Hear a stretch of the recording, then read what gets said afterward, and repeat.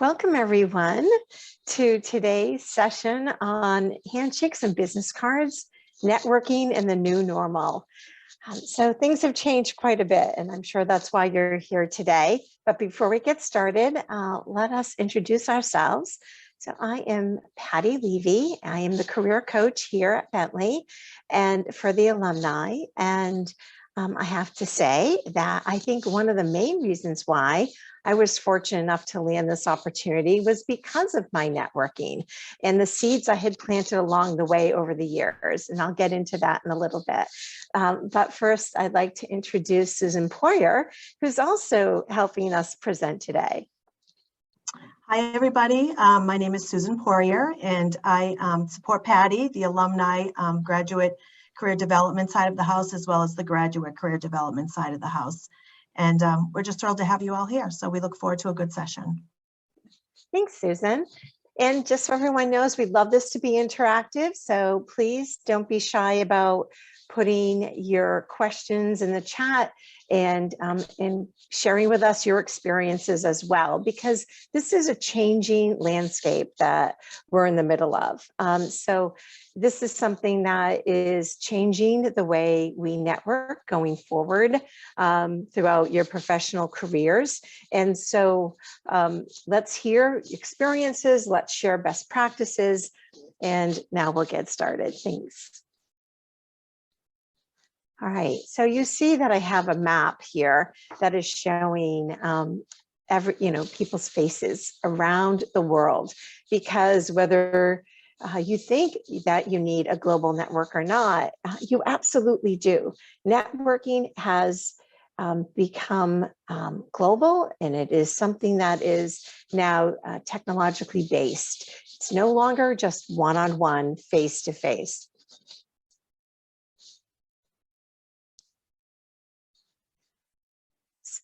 Just ran by our poll question, one moment. All right, so let's start out with a poll. What is your comfort level with shaking hands when greeting a colleague or during an interview process? Well, Susan has put up the poll here for you to go ahead and answer.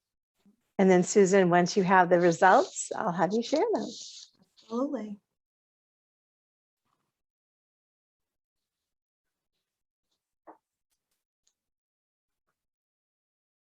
I'll give it a couple more seconds and then we'll close it. Great. Okay. And there's the results. Can you see the results? Yes. Okay, good. I can. So I'm assuming everyone else can. If you can't, just so you know, 9% of our population today said they're not comfortable. And 27% of you have said that you're okay, but not really comfortable. And then the majority, 64%, is saying they're perfectly fine. So that's great. And I think what's so important about understanding your comfort zone with this is that you may be comfortable with it, but the person on the other side may not be. And so understanding that we need to be thoughtful about how is the other person on the other side thinking about this. We need to be respectful, and we need to realize that just because we're comfortable, they may not be. All right, so let's continue here. Talk about the goals of our session today. All right, so we're going to talk about how to make a great first impression, because when you go ahead and you first walk up to someone, our natural inclination and what we've been raised to do is to smile, put our hand out, and welcome that person. But that's now changed because we don't know how the other person on the other side is feeling. So we're going to talk about how to make that a successful introduction now. And then we're going to talk about how to connect in networking and how to stay connected. Cultivating is so critical.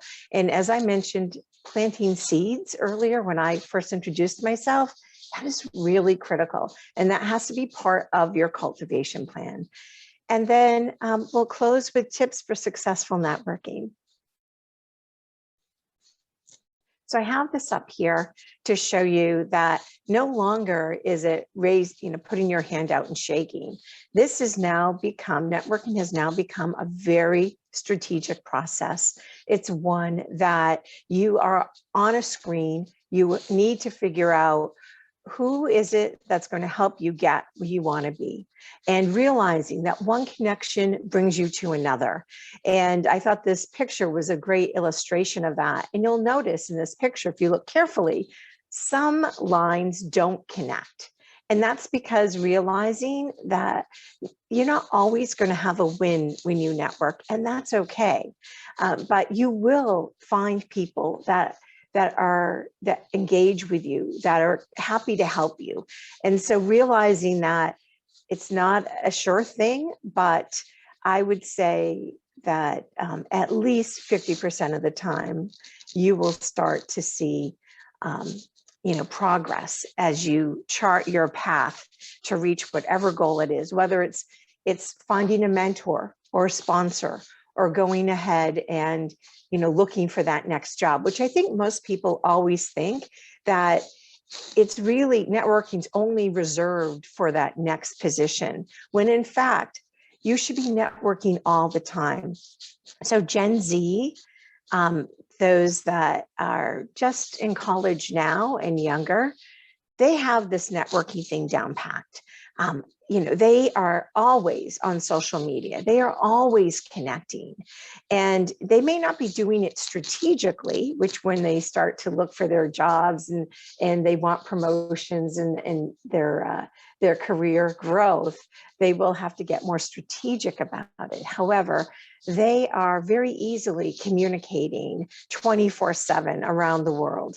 And so that's really where the mindset needs to be for us in that millennial or older category, where we really need to be changing the way we think about networking. It needs to be a part of our day-to-day life. And the first and foremost, we need to learn how to engage. Now, we never used to think about engaging, because I think we grew up just putting our hand out, as I mentioned earlier, and saying hello, and a smile is our typical greeting as well. But if you're behind a screen, it is very different, where yes, you're going to smile, you'll make eye contact, but where are you making eye contact on that screen? You can't see someone's full body language, right? So those nonverbal cues, right? So you're limited, and you need to make sure that you're really understanding how is that person processing the information you're sharing, right? You want them to see that you're engaged, and to be able to go beyond that and really be able to get a sense of who you are. And we're having the distance, if you will, from between you and that other person through a screen is very different and very hard. And so you do have to put more effort, very focused effort on, am I actually connecting with this person? Are they understanding what I'm saying?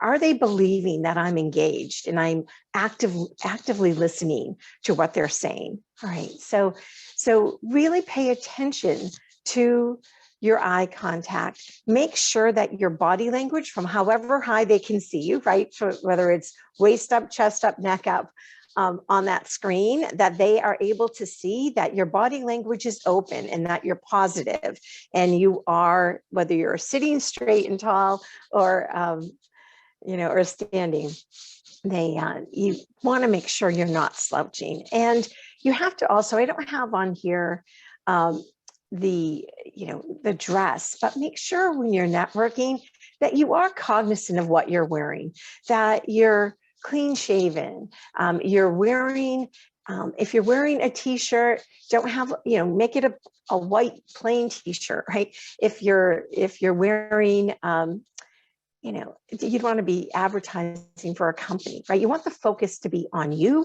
your face, what you're saying in your verbal and nonverbal.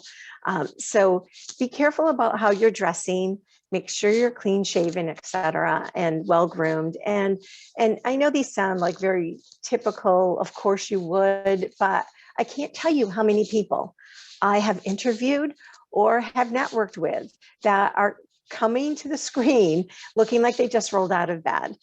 So you may have just rolled out of bed, but don't let them realize that.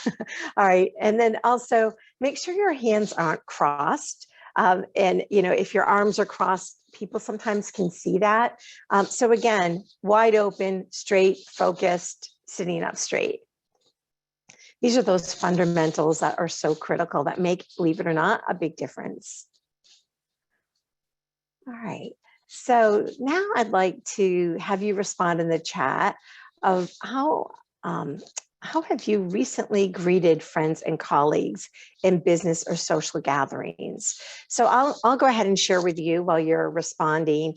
Over the summer, I was very selective about how many events I went to. They were all outdoors. But I was shocked about how many people wanted to hug and or shake hands. And I'll tell you, I'm not that comfortable with it. However, it does become an awkward situation, and it is very difficult. But I thought if everyone can share what their experiences have been, that would be helpful. I know on campus, there've been a variety of ways that people are greeting one another, everything from putting their hand over their chest and nodding with a smile to say hello. Obviously, if your hand is on your chest, you're not going to be extending it, so someone gets that immediate cue that they're not going to put their hand out. Has anyone shared, Susan? Oh, I think you're muted, Susan. Yep. Okay. So yeah, we do. We have a few comments where mostly handshakes and hugs.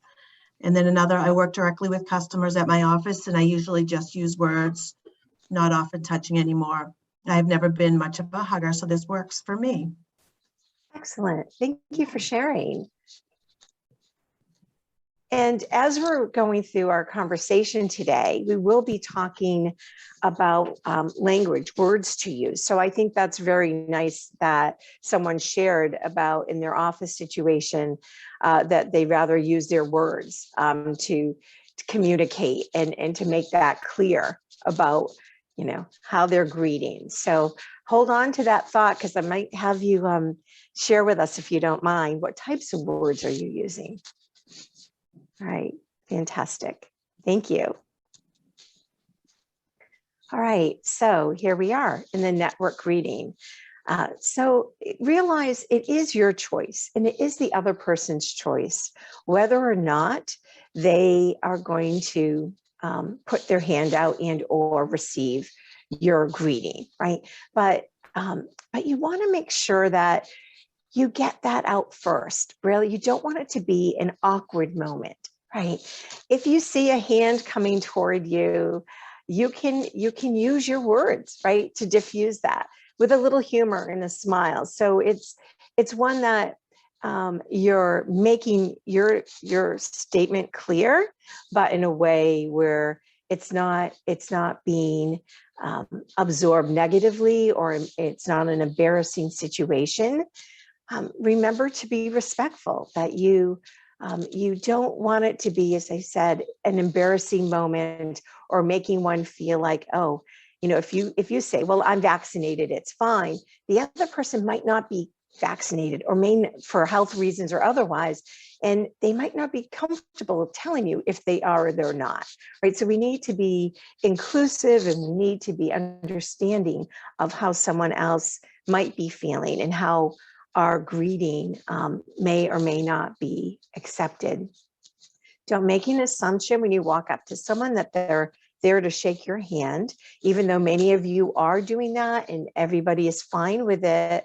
Not everyone, but the group that had said that they were. Don't assume the other person is. Make sure you ask the question, and however you want to phrase it, where, you know, if it's someone that you haven't met before, just say, oh, it's so wonderful to meet you. Are you comfortable shaking hands? You know, you can say that. You can just say, oh, it's wonderful to meet you. However you want to, whatever words in the situation you're in, I should say the situation you're in will dictate the words in which you're using. So for instance, if you're in a interview situation, you want to make sure before you're going to that interview, this is assuming, obviously, the organization is having people into their office space. So you want to make sure before you go that you ask the recruiter the question straight out. What is your policy for masking? What is your policy around shaking hands? How will it be? Will everybody on the team that I'm interviewing with be comfortable with me shaking hands? Or do you prefer that I don't? Or would you want to send an email, because maybe I'm not comfortable, right? An email to the interview team that you're really great and really excited to be there. However, you would prefer not to shake hands. Or maybe it's around the mask. That maybe for health reasons or family member reasons that live in your household, you don't want to be in a place where you're unmasked. So just saying, you don't have to give excuses of why. It is fully acceptable and reasonable that somebody would share that they would prefer to wear a mask or prefer not to shake hands. But in an interview situation, you have the luxury of somebody on the inside that can help pave that way for you if you need special accommodation, if you will. Otherwise, you just want to make sure you're informed. And if you are going to be shaking hands, it's up to you if you want to have in your pocketbook or your pocket, some hand cleanser, right? So just to keep yourself safe, but that's purely your choice. So this would be a very nice time if somebody would like to actually speak and share their, the words that they've been using that have been successful, or have heard of how people have greeted one another that you have found particularly helpful or useful.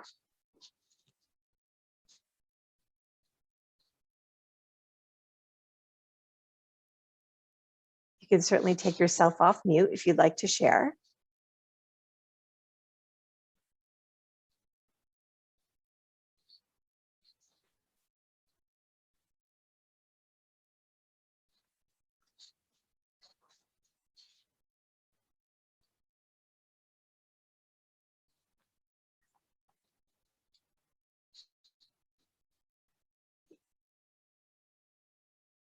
All right, so should we move on? Susan, do you think?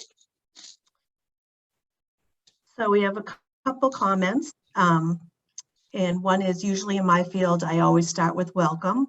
And the second comment is, I haven't been networking in person yet. Mm-hmm.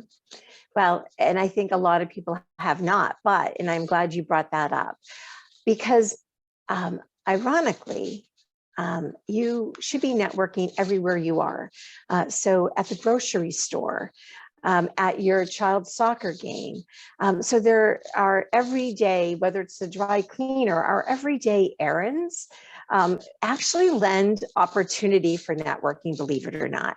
And again, let's redefine networking in our minds, where I'm not saying that you need to go up and shake one's hand in a familiar situation, in your town at the grocery store or CVS or, wherever you may be as you run your errands. But at the end of the day, you do need to know your story. You do need to be prepared for what we used to call the elevator speech, which I now call your story. You need to know it. What is it that you want to get across to someone? If you happen to meet a former college roommate or someone in your town you haven't seen for a while, and they might say, so what have you been up to, right? This is an amazing opportunity to share key highlights and where you may be looking to go, right? So I'm sure some of you have read articles about the Great Resignation. I read survey results of Monster over the weekend that had said 95% of the people they polled actually are actively looking for a job or are thinking about looking for another job. I mean, that is a shocking statistic. So when you stop and think about that, having conversations, in even relaxed environments is considered networking, and you should take advantage of that. There have been some amazing job opportunities that have come up from people sitting next to CEOs or recruiters on planes. In a variety, there was a million stories, but that's, just to give you a sense. You might be going on vacation, but your head should always have your story ready to roll off your tongue. And so if it's idle chit chat, you just have no idea where that may land you. All right, so keys to success. We've talked a little bit about this already, but engaging, you need to engage the person on the other side, whether it's in person or through your screen. We talked earlier about the difficulty or the challenges around really engaging with that person on the other side. And I'm sure some of you have experienced, even in the workplace, when you're trying to develop relationships with people in other departments, maybe that you need to work with, how to really engage with them. Sometimes you need to invest a few extra minutes in the beginning of a meeting to talk, small talk, if you will, right? Just to start to break down the barrier and start to develop a relationship. And then with listening, especially online, really reading between the lines, right? Really intently looking at someone's facial expressions and really being able to ask the question if you are thinking maybe they're not, the person in front of you really is not absorbing what you're saying, right? Not afraid to ask a question around, would you like me to repeat that? Or what are your thoughts about this, right? So I want to make sure that you were utilizing some of these baseline skills to ensure your success, especially while, our lives primarily, for many of us, remaining online. And as I mentioned earlier, networking online is not going to go away. This will be through social media, through LinkedIn, through, Instagram, whatever mode you choose to invest in, if you will, that's here to stay. So getting comfortable, learning the keys to success are going to be critical. So we talked about the verbal cues, really tuning in there. Again, make sure you are, when you're having those conversations, you are dressed appropriately, ready to go, as though you would be standing in front of them. And those nonverbal, again, if you're seeing a raised eyebrow, if you're realizing someone's disinterested or distracted, it's all right to call them on that in a polite way, of course. It could be that this really is not the best time for them. So you can ask about, would you prefer that we reschedule? But first ask, is this still a good time for our conversation? And then give them the out, ask if they would like to reschedule, right? And then at the very least, you must always stay positive. And I realize for those of you that are looking for a job, that can be really hard to stay positive. It's exhausting. It is hard work, but you need to take time for yourself. If you do practice mindfulness or if you find going for a run or a walk or meditating, whatever it is that helps you remain positive as you go through this journey of whether it's looking for a job or looking for a mentor or looking for that next career opportunity. It is something that you never want to let them see you sweat. I don't know if you've heard that phrase before, but it's very true. You need to stay upbeat and positive and engaged, keep the conversation moving, be very cognizant of their time frame, right? In terms of if they've said that they'll donate, if you will, 15 minutes to your conversation, then 15 minutes it is. And as you're getting closer, if you're having a wonderful conversation and you see the clock, you're like 2 minutes prior to that 15-minute mark, then go ahead and ask them, I realize we're coming up on time. Would you like to have a few more minutes in our conversation? Or, if not, this has been a wonderful conversation. Thank you for your time. All right. So any questions on that? Any comments?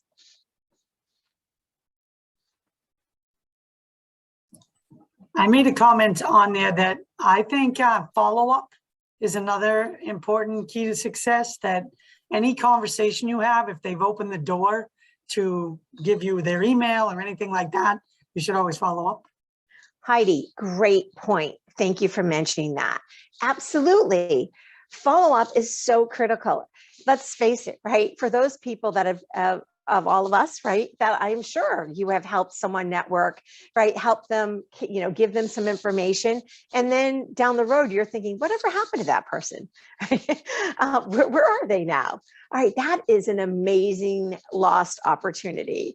And nobody wants that. If you are going to invest the time to connect with someone, to network, well, then I absolutely agree with Heidi. You need to have a plan where you're following up with them. Let people know if you're in your job search and you were connecting with different individuals along the way, that individual may not have helped you get to your end goal, but they did take the time to share with you their thoughts. And so reaching back and letting people know, it's kind of like if you've moved your apartment or your home, you send out just moved cards. Well, now you probably send an email, but back in the day, you'd send out just moved cards, right? So make sure you let people know, send everyone an email and say, thank you for the time you invested in me. I'm really excited to share XYZ. I have taken on this new job. I was just promoted. It's really important because, believe it or not, those people might play another important role in your next venture. And realize now it's even easier because we have LinkedIn. So if every person you connect with on your journey, if you're asking them to link in with you on LinkedIn, then when you probably have noticed, some people go ahead and say, I want to let everyone know I've taken a new position at XYZ company. I want to thank all the people that helped me get to this point, right? So that's a way you can do it, which is very concise and easy. But that's assuming that everybody you've networked with has actually welcomed you into their connection. So take Heidi's advice, make sure you are taking the time to loop back with everyone, and especially the key players that you found very instrumental and that you want to continue long-term relationships with. Any other comments? Insights, ideas, successes?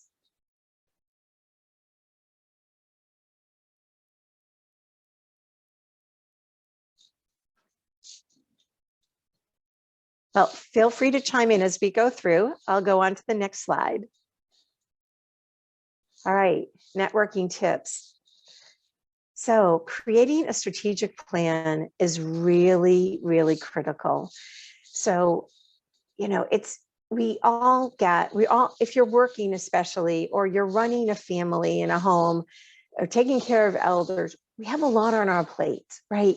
And so finding time to sit down and strategically think through, okay, this is where I am today.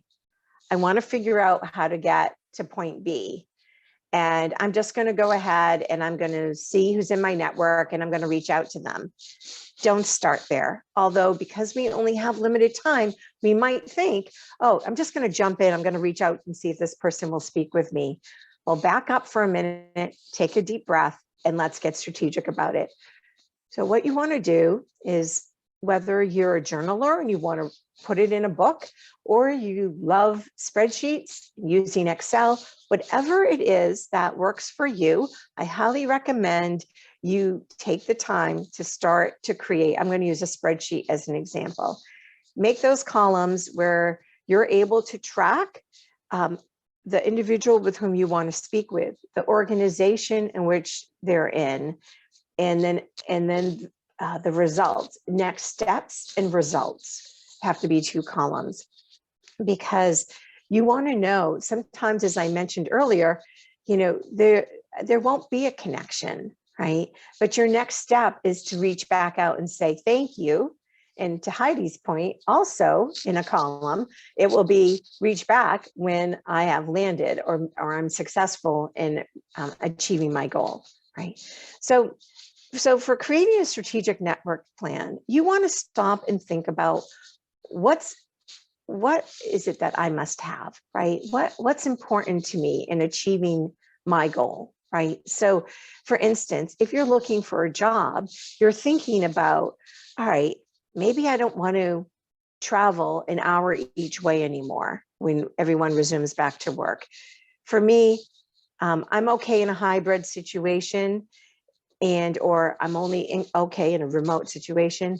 Whatever it is that is really critical to you, I want you to write, create a new tab on that spreadsheet, your must-haves, right? So you're going to know what is it that I absolutely must have. So when, assuming you have significant luck on your journey here, you want to be able to go back to that must-have page when you're receiving offers, or you're stepping back to take a look at, okay, what am I hearing?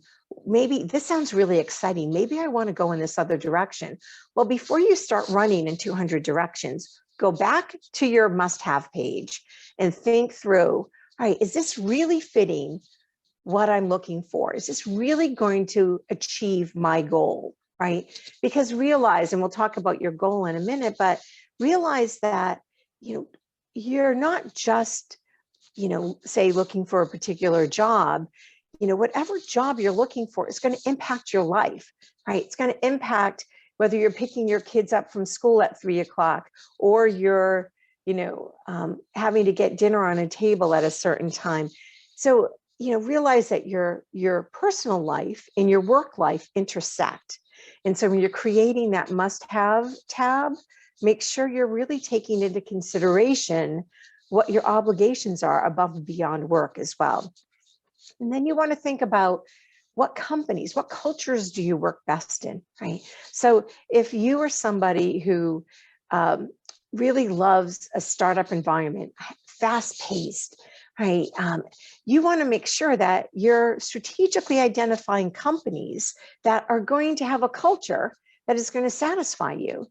If you're someone who doesn't want to be a manager, wants to be an individual contributor, very highly analytical, likes the detail, don't like a lot of deadlines, well, then you're going to look at other types of companies, maybe large, insurance companies, right? Maybe some government organizations, but be very thoughtful and planful about what types of organizations are going to fit your need, right? And so that being said, when you're creating your strategic plan, taking that into consideration, thinking about who might be working at those companies or those organizations, and reaching out to have that conversation around what's it really like there on the inside. I've been reading about you all. I'm finding it very interesting. I just read an article in the Wall Street Journal, sharing that you're going public. Love to hear the culture and what's going on there. Those kinds of things. And so make sure that your plan is taking into consideration your goal and your full life, if you will. All right. And then with your plan, make sure that you, excuse me, I'm just going to get a glass of water. 1 moment, please. Thank you. So just make sure that your plan as well is taking into consideration your alumni, right? What schools or former work environments, like PwC has big alumni. Sorry about that. So there are companies that have very large alumni groups. And then your colleges like Bentley, we have a great alumni group. And so on LinkedIn, you can actually just type in Bentley University alumni, and it will bring up, all of Bentley's alumni that are on LinkedIn. And then you can sort through. You can sort it by company. You can sort it by year. You can sort it by job title. So this really helps define your plan. And then on that spreadsheet, you're going to go ahead and you're going to be listing, all right, who are those names? So start with those top 10 that you're most comfortable with, the people that maybe you know, just so you can warm up and get into it where you're comfortable. And then really go into a deeper plan. But I would say, to lack of a better term, kind of chunk it.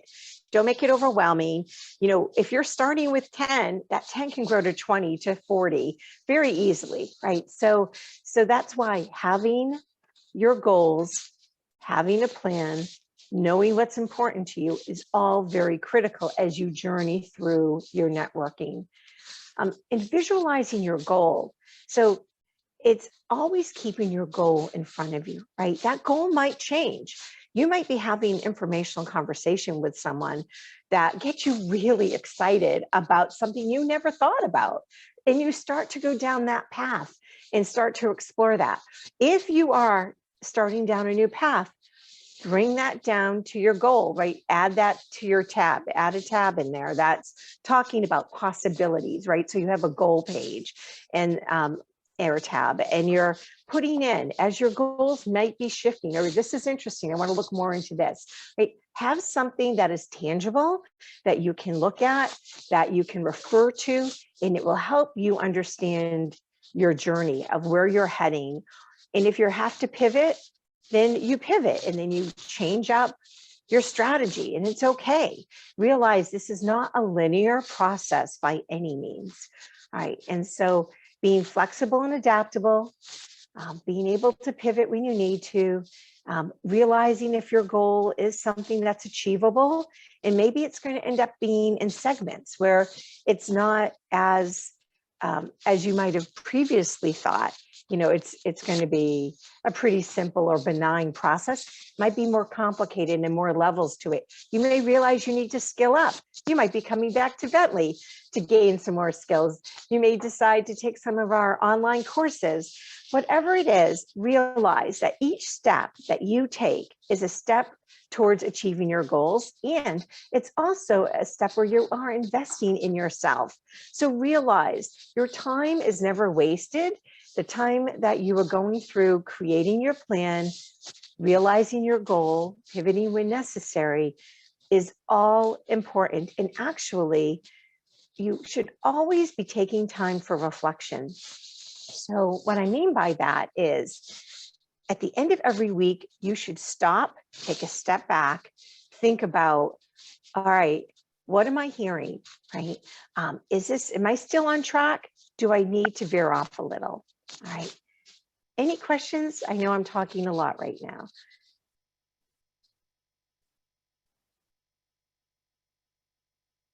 All right. Feel free to jump in, raise your hand, or take yourself off mute if you'd like. All right. So the third step is to define your story. All right. So as I talked earlier, be prepared. Whether you were in that grocery store, you're at your transfer station, be prepared if you run into someone and like, what have you been up to? Great to see you, right? Be ready to have that conversation.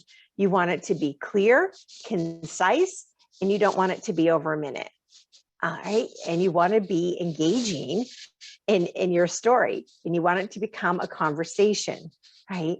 So whether that is, after 15 years, you just left this company during COVID because you needed to take care of family, but you really loved what you were doing, and you share with them what it was you were doing. And so, over the next couple months, I'm going to start to really start my job search, wondering, do you happen to know anybody in this industry or anyone doing XYZ? That opens the door, right, for them to engage back with you, to share some insights of who they might know. And then you always want to be adding value. Realize networking is a two-way street. So even though your strategy is to get on someone's calendar because you want to share with them, what you're looking to do, what you've done, your value add, and what you're looking to do, and asking for their help. As you're speaking with them, remember, you want to find out a little bit about them, right? So ask them to share their journey, their professional journey. Find out what their experience has been in their current company. And, so you're gaining information from them where you might realize you might have someone for them to speak with, right? You may have a door that you can open for them. And then at the very least, when you're sending them the thank you note, maybe there's something that you've seen online from a discussion you had with that individual, that an article that you think they might find interesting, right? So it's a give and take. It's a sharing of knowledge and information and contacts, of course. And then lastly, you need to be authentic, especially if COVID's taught us nothing, caring from one another and showing that you are genuinely interested or concerned or empathetic to something is really important. But most equally important is making sure that your story, that you believe it and that it is believable to that person. They want to see your interest, your passion, right?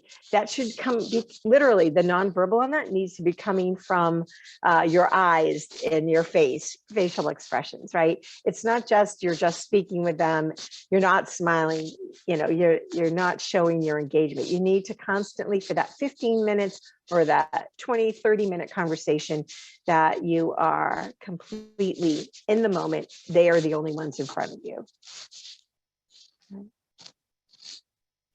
Has anyone had success recently in networking? Or the opposite, afraid to start, or really, they're not returning your emails, anything like that? I'm going to talk again. And I'm going to say, sometimes the groups that I've been to, I find them hard to break into. And I've been here a long time at this job, and they're the same groups over and over and over, but they're hard to break into.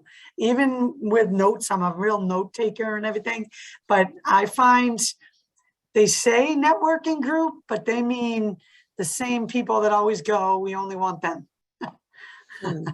So that's a really good point, Heidi, because so it sounds like you're going to networking groups for the purpose of networking, right? Is that right? Okay. And so this is kind of like when a job comes into my inbox, because I've set up an alert, I'm just going to apply to that job. Sometimes it could just be wasted time, because you need to make a connection. Everybody has a network. Don't let us not forget our relatives, our neighbors, our friends, right? I know I've talked about your college alumni and your, employer alumni groups, et cetera, but realize that everybody has a network. And so in starting with one person, it grows like a tree with branches. And so if you go to a networking group as you are, it's, in theory, it's a great practice. But if you are going to one that you're getting nothing from, I absolutely agree with you. It's time to cut bait and move on, because there are others. Think about the professional groups that exist, right? So I don't know your career, but say you're a CPA or an accountant. So there are a variety of professional groups where in good times, post-COVID or pre-COVID, we'll be out at events. But there's certainly events online, which you've probably already taken advantage of. And I will agree that it's a little harder to connect online with those types of online events, but it's definitely something worth investing in and taking the time, because those are people that are, now that's a very targeted investment of your time, right? If you're an accountant and you're involved in a professional organization or you join one, those are people that are all working in the field that you're interested in. So think about, what are those organizations that might be of interest to you that you can start to get involved with, join their groups. And I have to give a little push for our fast track group here at Bentley. I don't know if everyone's familiar with it. And a wonderful, every Tuesday, 10 o'clock for an hour and a half. It's virtual. It used to be on site, on campus, but realize that at some point, we'll probably have everyone back onto campus for fast track. But right now we are remaining on a Zoom platform. It's been very successful. Lots of great job placements have happened from people sharing their experiences, hearing from 2 wonderful Bentley volunteers around ideas and thoughts and best practices. So that's another good group. And you can actually go on to the Bentley Pulsifer career site and you can register right there.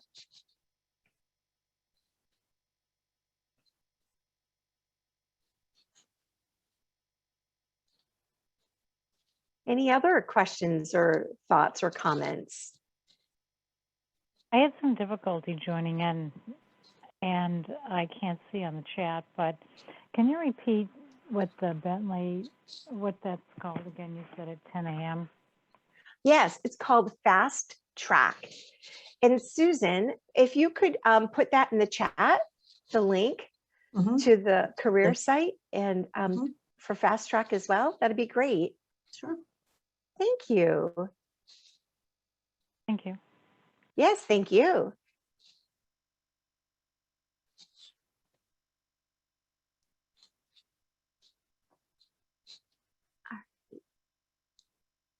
Are there any questions in the chat we should be tending to?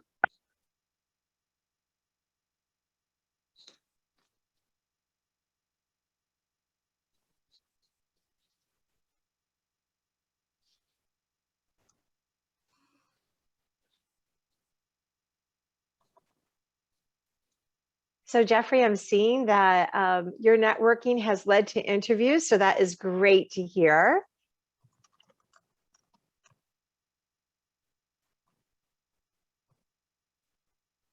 I'm taking a look at our chat here.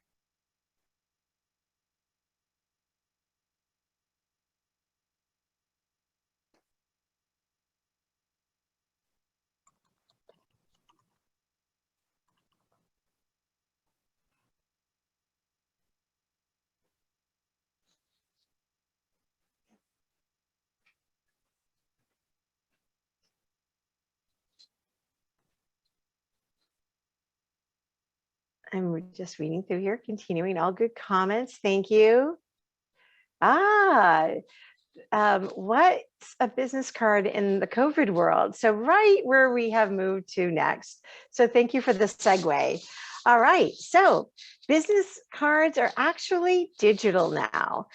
Now, keep in mind for certain businesses, I know some of you are in different positions out there. So sometimes you still will be using a hard business card. Anybody want to show their hand in the chat and share if in fact they are still utilizing a business card? But digital business cards are here to stay. And as you can see, our very own Laura Aiken, who's the Director of Graduate Career Services here at Bentley, uses her LinkedIn QR code, which is a phenomenal method to share your LinkedIn profile. So realize that is a really fun, great way. Now I'm sure many of you haven't been going to job events in person right now, but having this downloaded or uploaded to your phone would be a very smart idea, because this will make it very simple for those people with whom you're meeting, again, at networking events, and or if you're going to job fairs. This is a really great tool. Otherwise, creating a digital business card is really the way you should go. And if you are, I think it's great to have it in an email, a thank you email to those people that you're networking with, and or that a follow up to somebody you've met. Again, use the example of the grocery store, and you send them a quick email, have your digital business card right there, or add your your QR code for your profile. So it not only does it show that you're tech savvy, but you're staying on top of trends, but also you're making it simple for them. You're putting yourself and your experience in the palm of their hand. And so as LinkedIn has replaced the resume 9 out of 10 times in granted, applying for jobs, they still ask you to upload a resume, but you've probably also noticed some of these larger companies, their applicant tracking system has also said, do you prefer, you can click on if you want them to just pull your LinkedIn profile. So we're moving at a fast clip. From our recruiter's lens, it's a slow clip, but from candidates' perspective, it could be a fast clip where things are changing rapidly, and resumes will eventually be a thing of the past, as are the hard business cards, as you can see. And whether it's the world of technology moving so quickly and or exasperated by COVID, we are there. So spend some time and invest in yourself to do that, to get your digital business card up and running, or your QR code. And then let's see, we have some more comments in the chat.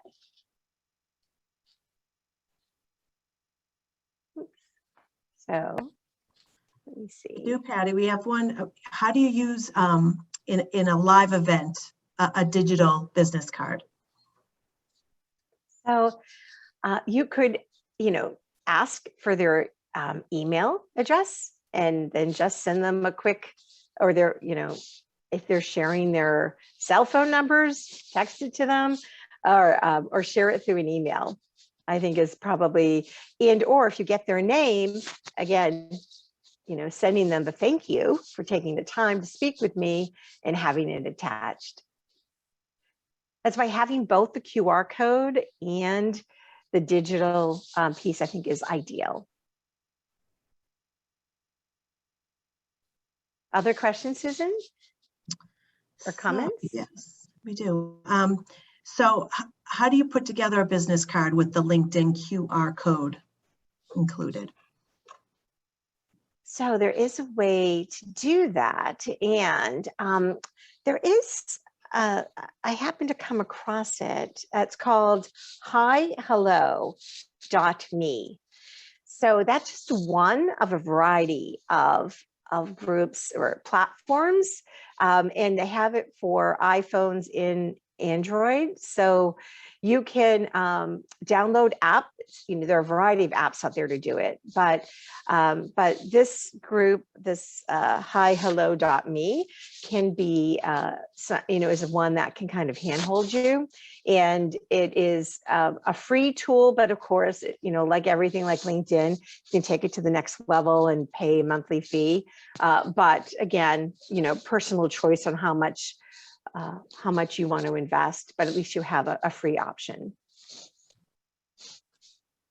And I just put that link in the chat if anyone's interested for hihello.me. Thank you. Other comments or questions there, Susan? I don't think so. I think we're caught up. All right. So remember to track your progress because tracking your progress is, first of all, tracking your work is the only way for you to know your progress. That is critical. And taking time to reflect on a weekly basis. And if you need to pivot, then plan for that next week, how you're going to pivot.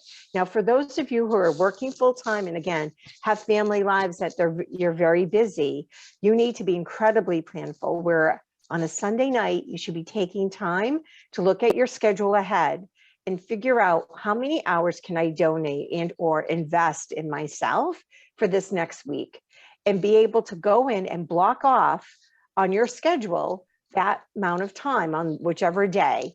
So nothing else comes on that calendar because you've already put a block on it. And you decide, exactly what you're going to do during those blocks.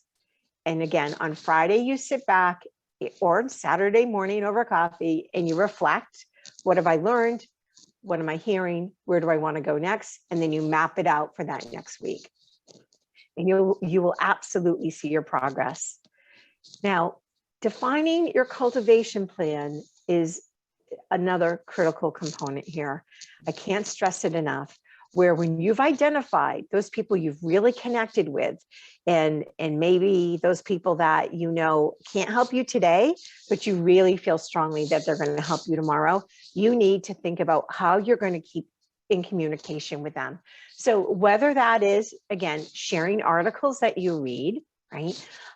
Sharing your thought leadership, connecting them to situations or things, it's very important. So let me give you an example.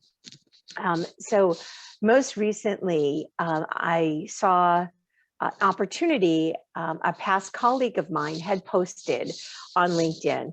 And so I had said, oh, have you, I just reached out to her to say, hey, did you ever think about reaching out to another former colleague of ours? I'm sure she would love to hear from you. So I just was nice and sent that out. And then what that ended up happening is that she reached back to me and was grateful for that recommendation, and then asked me, by the way, we're looking for someone to help us with recruiting. Is that something you'd think about? So I wasn't even looking to ask them for a job, but suddenly there was a job possibility landed in my lap. So do you see where, again, reaching out, it's a two-way street. Give a little something to someone, get your name back out in front of people, right? It's a great way to make sure that you're connecting, your name is in front of people, you're adding value back to them. And then, connect and stay connected.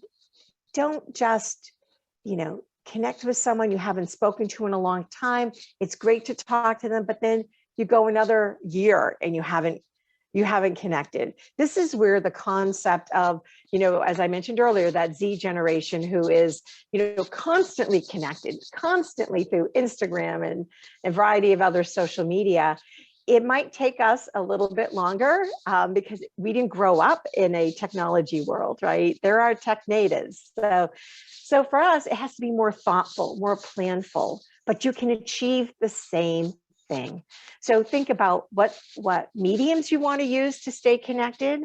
Think about, do you want to write an article? Do you want to write a white paper? Do you want to post it on LinkedIn? Do you want to share it with some people that you know are in that industry and send them a personal email? Hey, I thought you might be interested in reading this. Whatever your plan is, make sure it has a variety of opportunity that will include cultivating and staying connected. All right. Any questions for us before we close for the day? No, but I would like to add that I'm working with some high school students that we're trying to build interview skills. They're building on that. And I find these kind of networking things good for me because I'm able to take some of this information back to high school students that need to know, just because you haven't talked to the bank manager, which is what I am, in a long time, doesn't mean you can't come back to me a year later and say, hey, I started at this great school and I, wanted to thank you for helping me build my skills or whatever. And so to be open-minded to the person that even if you haven't talked to them in a long time, go on back to them and bring your information. Excellent, Heidi. I absolutely agree. And actually, when you think about the interview skills, take a look, everyone, on our Bentley website. Again, the one that Susan put in about the Pulsiver Career Development Center, because under tools and resources, under alumni tools and resources, the big interview is really a great tool because interviewing has changed. And so a lot of it now is moving where you'll get an invite, not for a first one-on-one face-to-face via Zoom or Teams. It actually is, you'll be sent an email with a question that you need to respond to, and you literally are recording yourself looking at your camera. There's no one on the other side. And that's a big difference. And so for those who haven't been out interviewing for a while, get comfortable with it. That is a good idea to use. Absolutely. We have lots of resources. Bentley's a wonderful place. We're glad that you've all invested in us, and we're continuing to invest in you. So feel free to use our resources, reach out with any questions or thoughts, and thank you for your time today. Thank you. Bye-bye. Thank you. Thanks so much. Thank you.